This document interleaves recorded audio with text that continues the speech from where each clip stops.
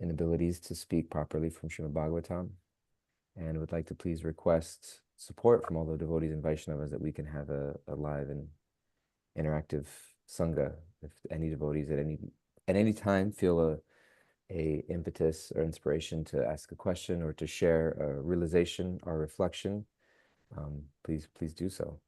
I would very much encourage and invite that and appreciate. So, Ananda Bihar Prabhu, do we just dive straight into the verse? And would you like to chant Jai Radha Madhava? Remember, you said it's a secret to give in a nice class. It is. Is that still the protocol? Should I do that? For you, yes. Okay. 1 second. Let me make sure I got my settings. We like your winter gear, Dayal Gauranga Prabhu. Does that help? There's a lot of snow on the ground. It does help. So, okay, 1 second. We'll chant.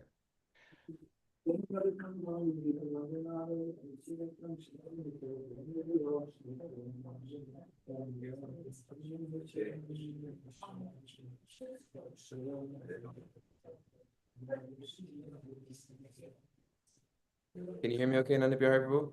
Yes, Prabhu. Jaya Radha Madhava Jaya Kunja Bihari Jaya Radha Madhava Jaya Kunja Bihari Jaya Gopi Janavallabha Jaya Girivardhari Jaya Gopi Janavallabha Jaya Girivardhari Jaya Yashodanandana Jaya Braja Janaranjana Jaya Jashodanandana Jaya Braja Janaranjana Jaya Jamuna Tira Vanachari Jaya Kunja Bihari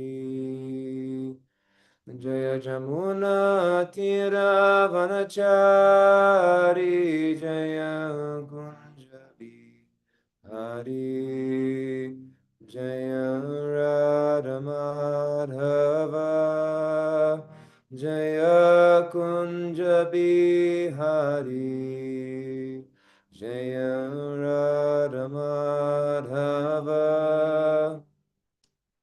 Jaya Kunja Bihari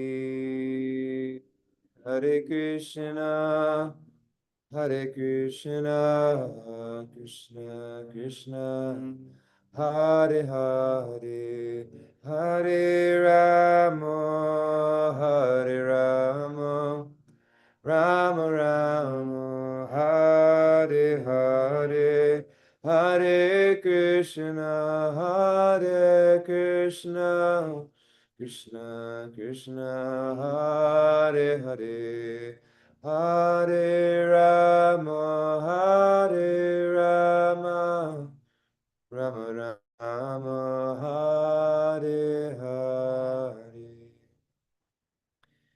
Shri Radha Madhava ki jai, Shri Radha Murlidhar ki jai, Srila Prabhupada ki jai, Jai Gaura Premanandi, Hari Hari Bol. Hare Krishna. Om Namo Bhagavate Vasudevaya. Om Namo Bhagavate Vasudevaya. Om Namo Bhagavate Vasudevaya.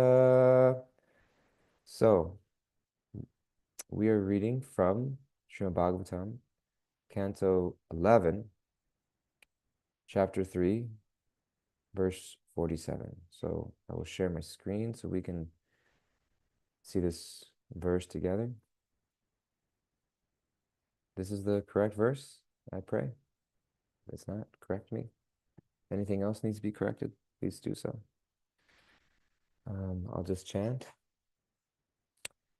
Yashur Hridaya Grantim Nirjihrishu Paratmana Dino Parache Devam Tantrokten Chakeshavam.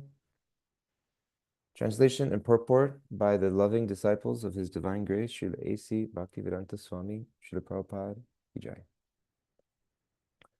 One who desires to quickly cut the knot of false ego, which binds the spirit soul, should worship the Supreme Lord, Keshava, by the regulations found in Vedic literatures such as the Tantras. Purport. The Vedic literatures contain mysterious descriptions of the absolute truth that stimulate philosophical speculation. The Vedas also offer heavenly rewards for the performance of ritualistic ceremonies. But as stated in verse 44 of this chapter, such Jnana Kanda and Karma Kanda sections of the Vedas are balanam anushashanam. That is, because less intelligent or childish persons are addicted to mental speculation and fruitive activity, these sections of the Vedas are meant to attract such persons to take shelter of the Vedic injunctions for gradual promotion to the perfect stage of Krishna consciousness. Now that the path for those who are materialistic has been described in several verses, this verse describes a process for those who are Vigya, or learned transcendentalists. Such learned transcendentalists are advised to follow the regulated worship described in such Vaishnava chantras as Sri Narada Pancharatra for pleasing the Supreme Lord directly. The words Upachara Devam Tantroktena Chakeshavam indicate that one should directly worship Keshava, the Supreme Personality of Godhead, who appears in many different incarnations to please his devotees. Srila Jayadev Goswami has described the pastimes of the Lord in his song, describing 10 prominent incarnations of the personality of Godhead Keshava: Lord Fish, Lord Tortoise, Lord Boar, Lord Nrsingadev, Lord Vamana, Lord Parashuram, Lord Ramachandra, Lord Balaram, Lord Buddha, and Lord Kalki. The words Upachara Devam indicate devotional service to the personality of Godhead.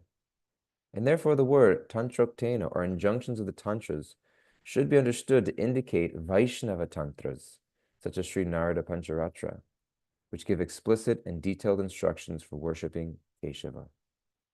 The Vedas are referred to by the term Nigama, and the elaborate explanation of these Nigamas is called Agama, or Tantra.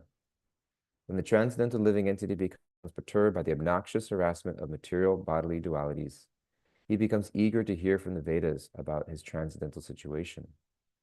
The word ashu in this verse indicates that those who are eager to put a quick end to material existence and situate themselves in the eternal blissful life of perfect knowledge should directly worship Lord Krishna, bypassing the preliminary Vedic rituals described in the previous verse. Hare Krishna. Om Jnanatimirandasya Gyananjana Shalakaya Chakshur Unmilitan Jena Tasmai Sri Gurave Namaha. Offering gratitude to those who have come before us, those who have lifted me up and carried me and dragged me along in my spiritual life despite the weight of my false ego, making it a more difficult journey than it often needs to be. And offering gratitude again to all of the Vaishnavas and devotees that are here to create and support this Sangha. Just coming together and being in the Sangha of such devotees is a liberating experience for all of us. Nashta Presha Bhadrashu Nityam Bhagavata Sevaya, that by regularly reciting Srimad Bhagavatam, which is the literary incarnation in this age of Krishna himself, that exposure to transcendental energy itself is a powerful, powerful experience. The whole purpose and idea of the yoga philosophy of the Vedic literatures is that our minds are extraordinarily malleable and porous. In neuroscience, we refer to that as neuroplasticity. The idea that our brains can change, that the wiring of our brains can shift. We can build new neurons and create new neural pathways. Yoga philosophy understood that from the beginning, and therefore they prescribe to us the yamas and the niyamas, the simple do's and don'ts of spiritual life, like be clean, don't lie, have good association, because it's gonna mold your consciousness. And as Kali Yuga progresses, we live in an age where even unconsciously we don't realize the tremendous onslaught of materialistic energy that's coming at us at all times. um, there are massive lawsuits. They're kind of the first of their kind, and people are observing to see how they go. Like, there's a group of parents who are lobbying, suing social media companies, TikTok, Meta, Instagram, Snapchat. Some of them are settling out of court. Some of them are still in court. And it's thought to be the first of what will be many ongoing cases about parents um, suing social media companies because of the negative impact it has on their children, being addictive and to causing degrees of mental illness, because we're just constantly being inundated with different types of energies and different types of scenes and different types of impressions that are molding our minds in particular ways, causing us to think that we're behind in life, or we need a particular type of thing in life in order for us to feel happy or fulfilled. And it molds our consciousness. And so for us to be able to take a stand against materialistic energy, which is constantly coming at us in a particular way, and expose ourselves to the transcendental sound vibration of Srimad Bhagavatam in the association of devotees. Right? It's not that we're just reading Srimad Bhagavatam, but that where there's a potency, because what's happening when we read Srimad Bhagavatam, or when we perform any devotional activity, whether it become our service or our sadhana, ultimately we're just simply, Satchidananda Swami describes this principle that there are certain doors to the heart, um, gateways into the inner realms of our spiritual experience, um, through the body, through the mind, and ultimately making our way into the inner recesses of the heart. And that final door where we can access Krishna, it's a door that opens from the inside. We can't storm the gates of Vrindavan. We can't force Krishna to come and sit with us and be with us, but we simply can petition. We simply can beg. We simply can get to that place and pray. And whether it takes us a day, a week, a year, a lifetime, or numerous lifetimes. There's a story in Chaitanya Charitamrita, Gaur Lila, where there was a devotee who had infiltrated the kirtan, that Mahaprabhu didn't approve of him being there. And long story short, basically the devotees requested, like, when will this devotee get your mercy? And Mahaprabhu said something to the effect of, not until 1 million births or 10 million births or however many millions of births it was. And the idea was like, oh my gosh, But the devotee who heard that for himself, he said, oh my God, I'm the most fortunate soul in the universe. Only 10 million births, and then I will have the darshan and direct association of Gauranga Mahaprabhu. That's amazing. So however long it may take us, we're all making our journey home, right? And so that final door of the heart doesn't open from the outside, it opens from the inside. And we're begging and petitioning Krishna to open that. And so when Krishna sees that we perform our service and come in the association of each other, it has an extra feature of pleasing Krishna in a certain way.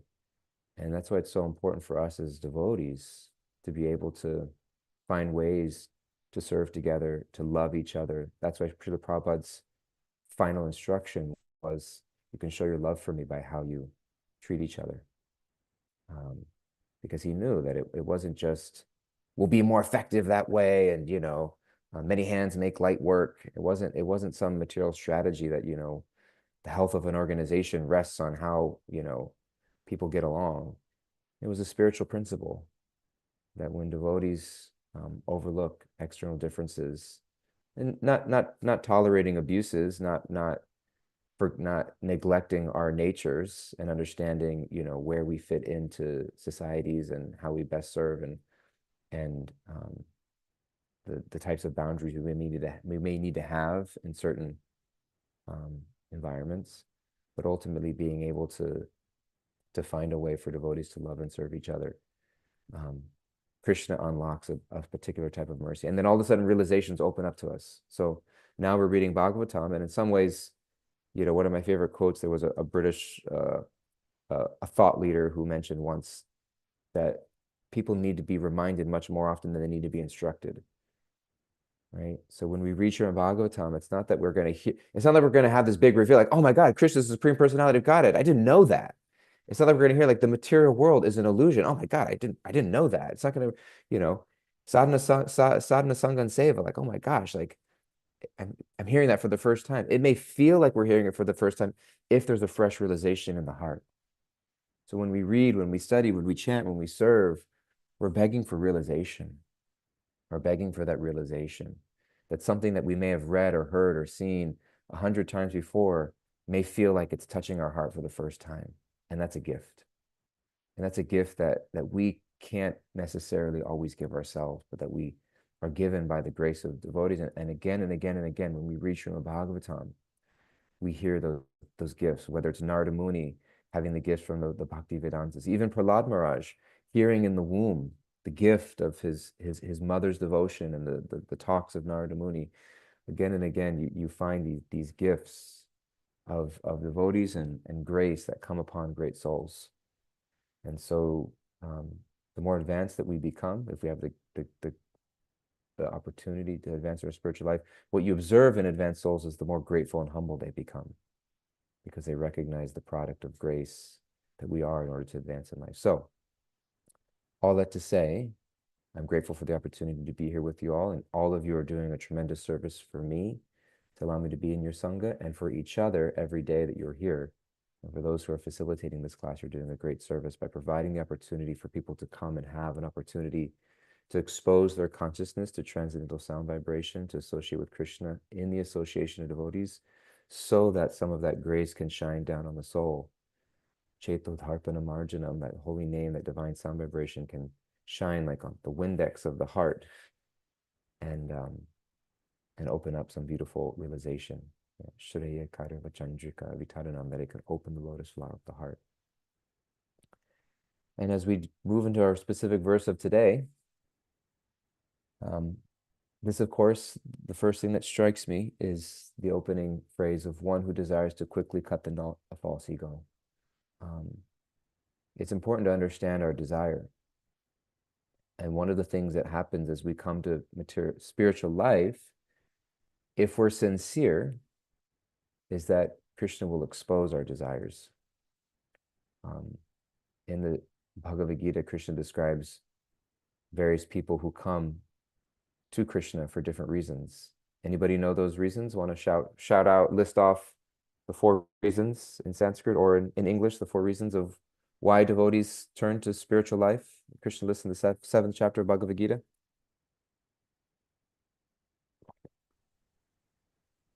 One who is distressed, one who is inquisitive, one who wants some wealth, and one who is a knowledge-seeking person. Thank you. I just hear a voice, but it sounds like Krishna Daya. Krishna Daya is your best friend when you're giving class, because he's always going to back you up, because he always has the verse number, he always has the answer, he always has a comment. So he's always there to, he's a great person to have in class because he's always participating and he knows so many things. So thank you, Krishna Daya Prabhu. Yeah, those who are in desire of some wealth, those who are desire some relief or distress. I think most of us, many of us come to spiritual life out of some desire for some relief, some distress. Life isn't working out the way we thought. Or we're just inquisitive or curious, or we're genuinely desiring something for the absolute truth. And usually it's some combination of all of those things, along with some sincerity of devotion, right? But along the way, Krishna will have this way of really exposing our desires and the frustrations we often experience in spiritual life when it feels like things aren't going our way is because of those tinges of material desires that we carried into our spiritual life. Like, yeah, I really wanted to serve Krishna. I really wanted it. I want to develop taste for the name, but I'd also like for it to be a little bit comfortable. I'd also like to have a little bit of appreciation for what I'm doing. I'd also like to have this, that, or the other. And so along the way, there is a degree for us to have some, and part of our maturing in spiritual life is accepting those material desires and recognizing what we need in order for us to comfortably sustain and support our Krishna consciousness. And sometimes when we read certain passages or purports or descriptions about the highest ideal, or we read about the descriptions of devotees who are functioning on the highest level of spiritual life, we kind of assume that that's where we're supposed to be. And we can sometimes trick ourselves or shame ourselves or other people into thinking that's what we should be doing, right? In full force. And if we're not, there's something wrong with us, and we end up sometimes neglecting a material desire that comes back to bite us in the butt, right? And we have this big corrective moment in our spiritual life because we didn't recognize that there's a certain baseline level. Prabhupada once mentioned this. He said, a hungry person can't appreciate art. You're looking at a museum and you're trying to understand this piece of art, but there's like a pain in your stomach because you're hungry, because some basic material desire hasn't been met. And Maslow has this hierarchy of needs, and at the top is this self-actualization, but at the bottom is like base levels of like food, safety, shelter, and then there's also social needs and emotional, psychological needs, right, for connection, belonging, and a certain sense of being. And if those needs aren't filled, there's no capacity for us to actually focus on higher aspects of life. And so for us to be able to, for ourselves and the way in which we minister and pastor to each other, to our peers, to other devotees, the way that we invite devotees into our sanghas, to recognize and understand like the long game of Krishna consciousness. We kind of have this phenomenon in our movement, which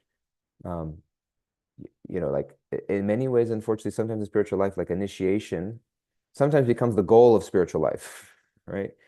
Like we wait 10 years to get initiated, somebody gets initiated, and where's so-and-so das or dasi? It's like, I don't know, I haven't seen them since their initiation. Because it becomes the goal, whereas it's supposed to become the beginning. Initiate, right? To begin, to start our spiritual life. It's the beginning of inquiry. It's the beginning of committing ourselves to a path. And recognizing that, like, what does it mean for me to sustain spirituality for 10, 20, 30, 40, 50, the rest of my entire life? It means that I have to put that spirituality, I need to plant that seed of devotion in my heart in a healthy container that supports that ongoing spiritual development, right? And so recognizing that, yes, we desire to cut the knot of false ego. We all have that desire. We all have the desire to know Krishna, to see Krishna's. George Harrison would sing, I really want to know you. I really want to see you. And interesting, in the song, he has contradictory approaches to that. But it won't take long, my Lord. And then he also says, but it takes so long, my Lord. So it can take a moment. There's that famous line from Srila Prabhupada who mentions that, how long does it take for us to know Krishna? 1 minute, 1 moment, Prabhupada mentions. But it can also take 10 million births, depending upon the circumstance of the situation. And in the concept of eternity, both of them are very short periods of time. But we all share this desire. And at the same time, right, as is mentioning here in the purport, the Vedic literatures contain mysterious descriptions of the absolute truth that stimulate philosophical speculation, or they offer heavenly wars for performance of ritualistic ceremonies. Such Jnana Kunda and Karma Kunda sections of the Vedas are Bhalanam Anushashanam. And then this described in a bit of a dig, pejorative manner, in less intelligent or childish persons, or addicted to mental speculation and fruitive activities, right? But they're there for a reason. They're there for a reason. The Vedic culture is an extremely inclusive process. And we do well, I believe, by allowing ourselves to appreciate the different places, not just even as devotees, not just like, okay, there's the karmis and there's the jnanis and there's the bhaktas, but even amongst the bhaktas, right? There are different types of bhaktas, karma mishra bhaktas, jnana mishra bhaktas. How many of us can describe ourselves as Shuddha bhaktas, right? With no trace of desire even in the heart. And when we read Vedic literatures, we even hear stories, right? Would you read the Bhakti Rasamrita Sindhu or study Nectar Devotion, you learn about the different phases of bhakti, from Shraddha all the way to Prema. And Bhava Bhakti is described as, even at the stage of Bhava, there's like still a scraping of anartas in the heart. And Bharat Maharaj is described as that example who developed his affection or attachment to a deer. And one of the bewilderments of our acharyas and those who study literature is like, how was somebody like Bharat Maharaj still, with so much advancement and devotion, get bewildered or distracted from his bhajan? And it's described that there was still some scrape of anartas in the heart that were left to be purified. And so even advanced souls, we're still working through things in our hearts. And we have a choice as a devotional community. We have a choice as an institution. We have a choice as a sangam to shame each other, to just kind of push to get through, or to recognize, right, that this is just where we're at, and there's a place for all of us. We're all on some level. The reason we're still embodied, we're still in the material world, working through various levels of material desires, working through various and we can describe material desires as like this negative thing that we just need to somehow overcome, or just recognize I have a body mind system. I'm inhabiting a physical body and a mind that's like the vehicle, the hardware and the software that I'm operating, and it has certain requirements in order for it to function. And if I ignore those functionalities, I was in a Zoom call the other day with somebody who just dropped, and they were in like a very, very hot climate. They were not in New York or New Jersey. And their computer overheated, got too hot, and just kind of shut down. And they needed to cool. They stuck their phone in the fridge and let it cool off in order for it to turn back on, right? And so it's a machine. It's the vehicle through which they're able to communicate and function in this world. And if it doesn't have the right settings, if the battery's not charged, if it's too hot, if it's too cold, if you spill water on it, it's not going to function. And so as devotees, we have this idea, there's recognizing that our bodies are these sacred vessels for us to perform our service. And we don't want to overindulge, by taking care of the cage while starving the bird inside. But we also want to make sure that the space is comfortable for us to do our bhajans, so that we can focus on our sadhana, sangha, and seva sustainably, right? And so this path describes that for those who are eager for us to be able to see Krishna, to cut the knot of the heart, that we can perform these injunctions, right? But what's required for us to perform those injunctions? That's the great work of Krishna consciousness, right? Is that we understand the hearing and the chanting and the important injunctions of spiritual life. I once heard Ranaswami describe in a class where he was discussing about community care and caring for devotees. And he was saying that, yes, all we need is hearing and chanting.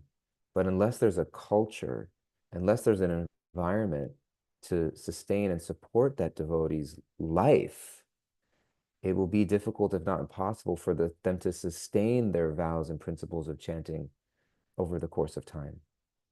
And so, the Shastra it's very succinct, right? They are sutras. It's, especially the Shastras were an oral tradition of they're pregnant with meaning that are meant to be unpacked by our acharyas, which is why Srila Prabhupada took so much time to give us his Bhaktivedanta purports, and his disciples have carried on that work. And not only that, we have the verses, then we have the purports, and then we have classes where we're describing it, like unpacking layers and layers of meaning, right? In the beginning of Srimad Bhagavatam, when Shukadev Goswami himself is describing according to his realization. And Prabhupada mentions how important it is for devotees to speak according to their realizations and not be parrot, even though Shuka means a parrot. We want to represent and not manipulate the message of Bhagavatam and present it as it is, Bhagavad Gita as it is. And at the same time, it is our duty for us to reflect that meaning in a way so that it's relevant for the people we're speaking to. Just like if Srimad Bhagavatam was just transcendental in and of itself and didn't need any explanation, there wouldn't be a need to translate it into other languages, right? Why is it translated into Chinese, into Spanish, and to Hebrew, and to Hindi, and to Marathi, and to Bengali, and to all these different languages, into German, and into French, and Italian, right? Because it needs to be a language that people can understand. And language isn't just according to race and ethnicity. Language is also according to culture, right? According to levels of intellectual capacities, right? Emotional capacities. And so for us to be able to translate this message in a way that people can receive it requires us to have some level of maturity, as well as an ability and a purity as well. But also for us to be able to take the meeting and know that yes, the highest essence is described, the hearing and the chanting and the Vedic injunctions, chantroktena chakeshavam, that to perform these Vedic injunctions. But for us to understand, when you read the Bible, the majority of the New Testament is written by Paul, the Apostle Paul, and they're just letters to to the Corinthians, to the Philippians, to these different people. He's just writing these letters and he's describing to them like the good news of the gospel of the Lord that has come. And he's also like describing to them like he's also dealing with like interpersonal problems that they're experiencing of like how to get along and how to have a family and like how to manage their finances. And he's like also ministering to communities in particular times and locations. And he's spreading the good news and he's also dealing with their real life circumstances, right? That are required for them to be able to digest this good news. And so for us as devotees as well, for ourselves, the honesty and maturity to recognize what do I need in order for me to sustain my spiritual life and to be humble and honest and authentic, and for us to create space where we can support other devotees, because the qualifying factor, really the most important factor, and I'll end with this and open up for questions and answers, for devotees to stay satisfied and nourished and inspired isn't necessarily always the quality and strength of like how much are they being told to chant or hear transcendental vibration. That's the basis. Without that, purity is the force. If that's not there, then it's just social club. But how much do they feel accepted? How much do we feel seen? How much do I feel like I have a sense of being known and a sense of belonging? And Rabindra Srupa, one of the greatest, I think, lecture series in our movements is from some time ago called The Cure of Souls, where he talks about there are many more people who are attracted to the principles of Krishna consciousness than are able to follow them. Understand? People are attracted to the principles of Krishna consciousness. Yeah, chanting 16 rounds a day, following the 4 regular principles, doing this, doing that. Yeah, I like, but then recognizing I'm attracted to those ideals, but I have an incapacity or struggle to actually follow them. So he said, what do we do with those people? And so I'll tell you what we used to do. We used to ignore them. Or we used to call them fringe devotees, or we used to just kind of side them. Now we realize they are our congregation. They are us. you know? And so how to create a society where we have these high ideals, and yet even in the face of falling short of them or struggling to follow them, we still have a place of belonging and don't just feel like I'm a fallen devotee. Yes, we want a sentiment. We have our highest of charts. We should feel humble, I'm a fallen devotee, but we actually don't want that to cross over to the level of shame where it's like, I feel like I have to hide who I am, because if people knew what my life really was like, oh God, I'd never be allowed in the temple. I'd never be allowed to ask questions, never be allowed to give class again, never be allowed to do this or that or the other. And so we create a culture of secrecy and hypocrisy, which we don't want, right?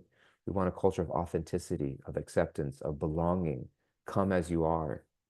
And when we have that, then everything comes out in the wash. We stay on the train, we stay connected with devotees, everything. Nashta presha bhadrashu nityam bhagavata sevaya. Everything we continuously, then we just stay connected with the process. Upachara devam tantraktena chakeshavam. We stay connected with the injunctions, the Vaishnava tantras as much as we can. Continuously, we'll find our way home. But unless we build that container of love and care and service to each other, we won't stay in the ray of sunshine that is Krishna Surya Sama Maya Hoya Andakar, that is Krishna's light rising over the horizon in the darkness of the material world. So in this way, there are these different levels for us to perform our spiritual life, but it's important for us to form the Vedic injunctions, rituals in a container that supports your life. Okay, I said I wanted more people to be involved, and then I spoke most of the time. Sorry, please interrupt me next time. And then it'd be hard. Well, I'll pause here and would love to invite reflections, questions, corrections, insights, even anything different than I said. If anybody had something else they wanted to share about, I'd love to hear it. Hare Krishna. I'd like to interrupt Dayal Gauranga Prabhu to glorify him for the wonderful class. It's always very relevant, helpful, therapeutic. Thank you, Dayal Gauranga Prabhu, for drawing the line between the Shastra and our inner what's that, neuro pathways? No, I have no idea what I said. no, I'm okay. joking. Okay, I mean, thanks for drawing the line between where we are at and the Shastra, and where the Shastra and the Acharyas want us to be one day. Temple Room, Janitai Prabhu and friends, would you like to speak in line with Guru Sadhana Shastra and Bhava Bhakti?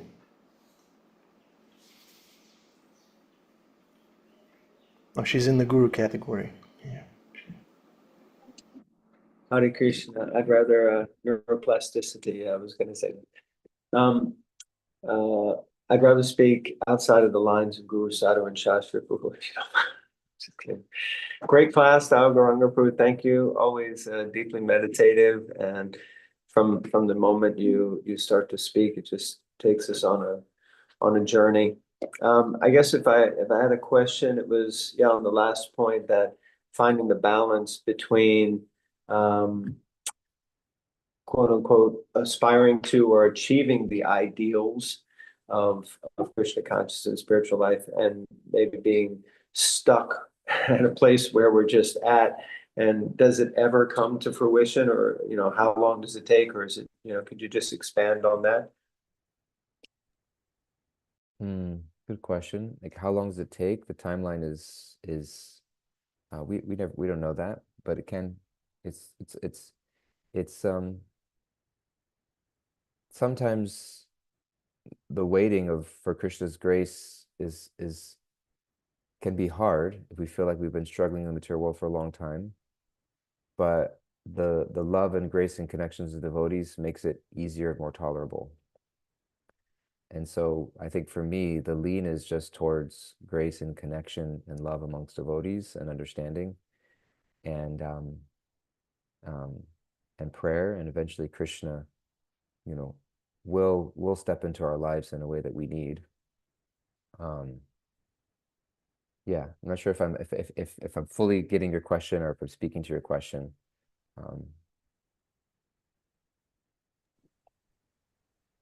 Yeah, I think definitely you spoke to it. I guess it's just that it sounds like I'm understanding that more the point is finding acceptance and tolerance within ourselves and for others, and creating an environment where we can all stay connected, rather than creating a false environment where everyone may be pretending to be on that level, but they're not actually on that level.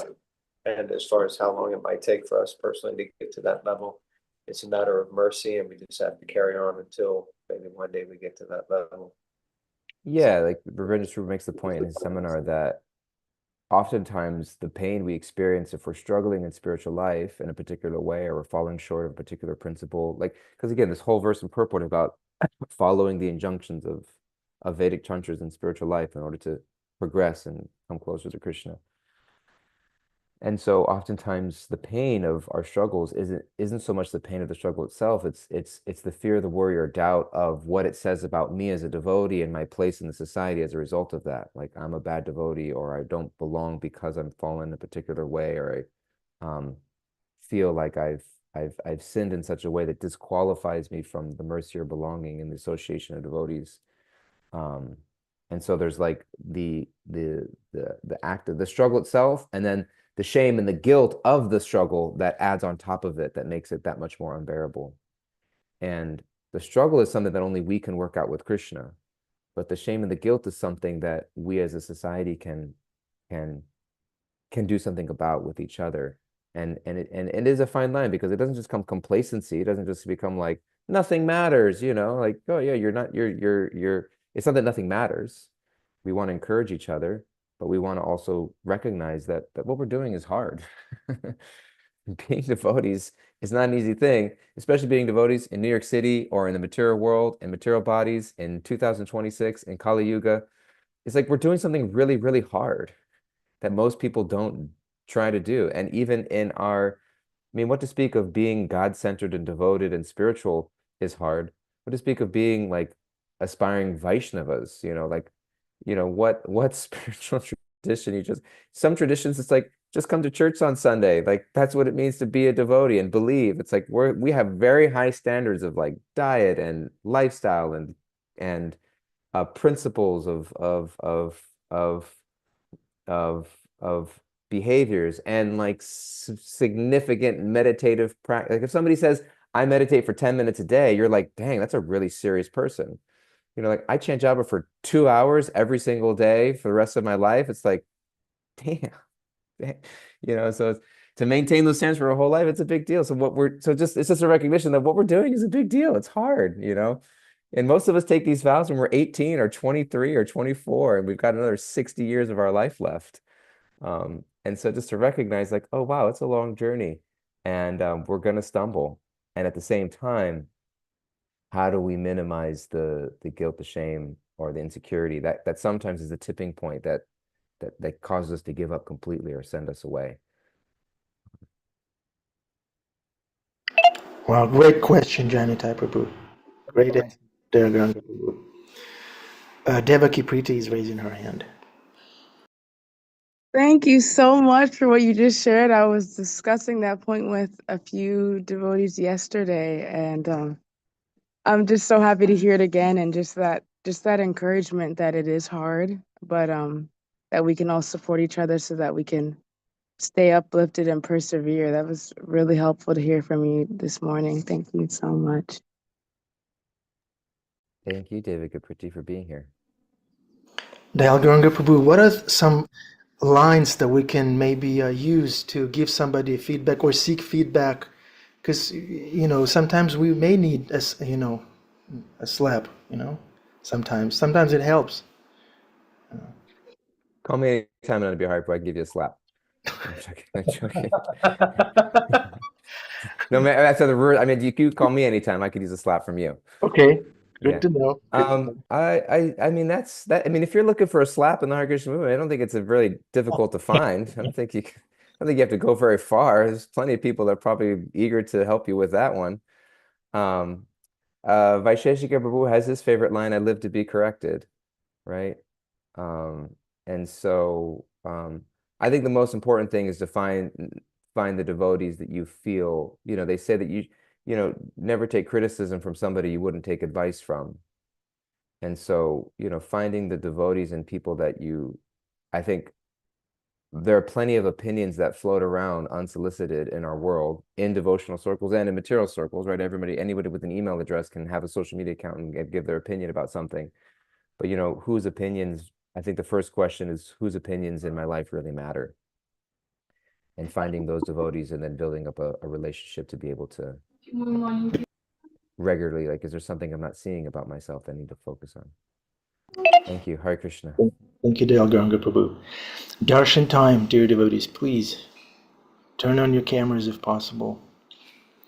Fix your hair. You'll be seen by the Lord.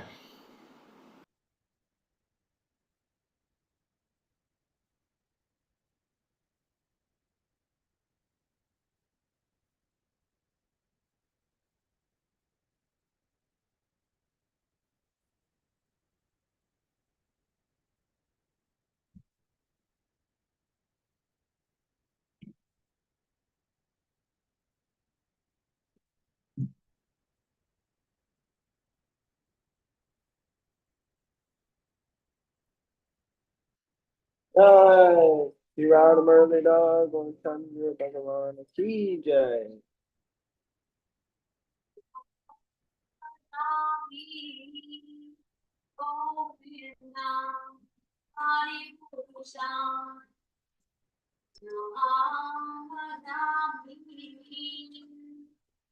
Govinda Hari Purnam Tamaham Bhajami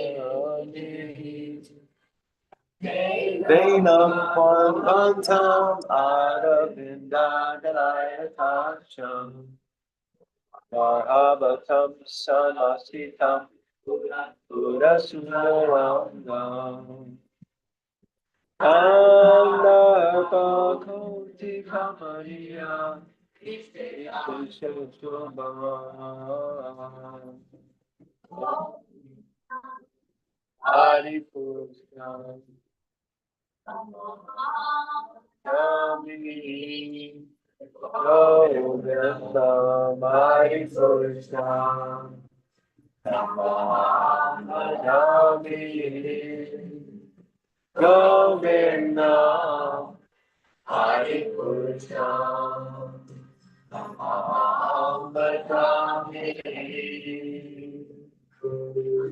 Gani asya sakayan Diya priti manti Dasyanti panti Duram yamanti Namaste maya sayu Alanirasya Govinda Hari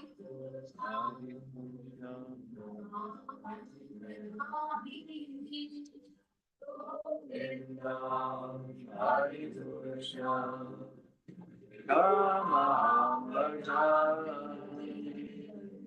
Govinda, Hari Krishna,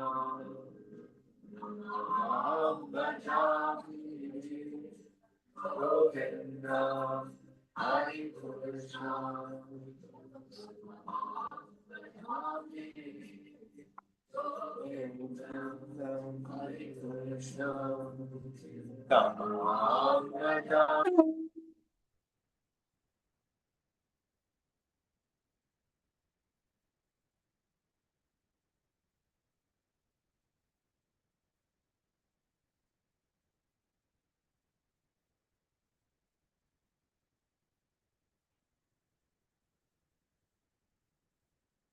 Shishirana Murli Dar Ki Jai, Chandra Bhagavan Ki Jai, Hey Bhagavan Ki Jai, Shishirana Murli Dar Ki Jai, Srila Prabhupada Ki Jai. Lotus feet of our spiritual master are the only way by which we can obtain pure devotional service. I bow down to his lotus feet with great awe and reverence. By his grace, one can cross the ocean of material suffering and obtain the mercy of Krishna. My only wish is to have my consciousness purified by the words emanating from his lotus mouth. Attachment to his lotus feet is the perfection that's fulfilled all the time. He opens my darkened eyes, he fills my heart to abandon and all. He is my Lord, blessed of the earth. From him pathetic praise emanates, by him ignorance is destroyed. The Vedic scriptures sing his character. Ours is the mind of the ocean of mercy. The friend of the poor, the master of the king. Oh, master, you are so close to us. Give us the shade of his feet. May your fame be spread all over the three worlds. We take shelter at your lotus feet. Srila Prabhupada ki jai. Temple Room Key Jai. Dear devotees, welcome to the Afterglow. Thank you for being here. If you have any questions, reflections, please, now is the time. Now is the time to shine.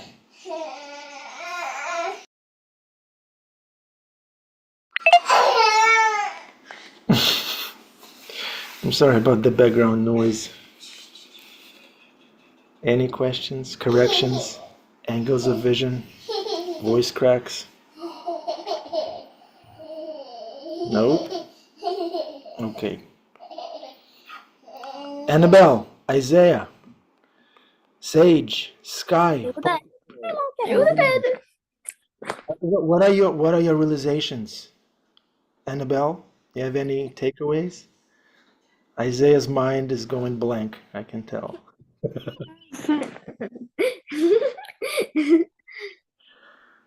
Nice. Annabelle, did you like the class? Mm-hmm. All right, Sage, Sky, are you ready? Are you ready? Not. Okay. All right, Isaiah, Annabelle, let's do it. Loudly, sincerely, please. Chant Hare Krishna. Hare Krishna, Hare Krishna, Krishna Krishna,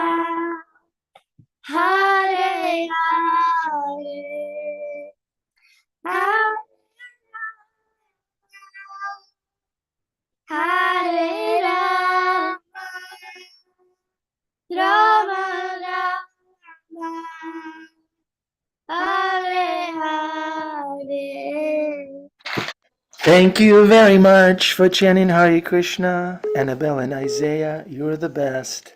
Thank you, dear devotees, for your association. Have a wonderful day.